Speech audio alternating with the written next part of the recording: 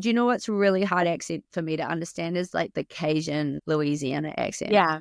I find that Typically, very, get a little bit. I have never, so when I moved here permanently, to Louisiana, I was initially up in Fort Polk.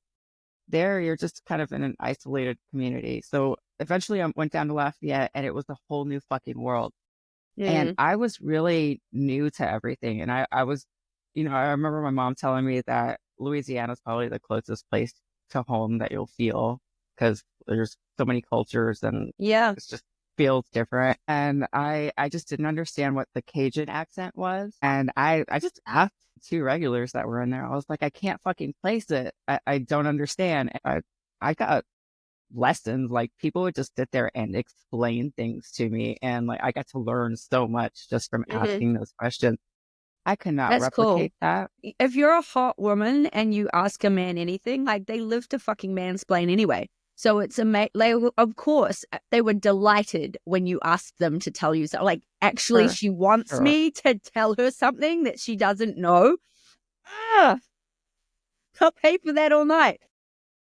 I was very, very lucky though, because I ended up my next door neighbor, shout out to Dr. Karen Winters.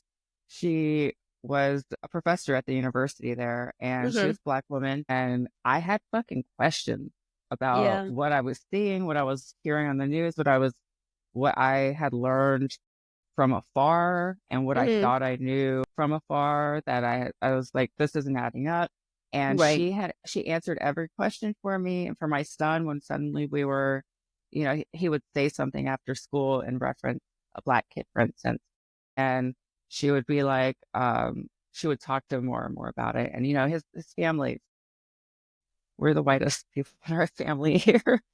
So, his brother is mixed and his stepmom's Black and cousins and everything. So it was just normal for us to be Hmm. around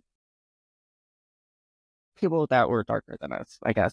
Right. But he, there initially in being in public schools and whatnot, even from up here when we moved to the Midwest, he had questions and she was always open to answering and helping us figure things out and learn about everything around us. So I just want to say I was really lucky for that. And That's I love you, cool. Karen.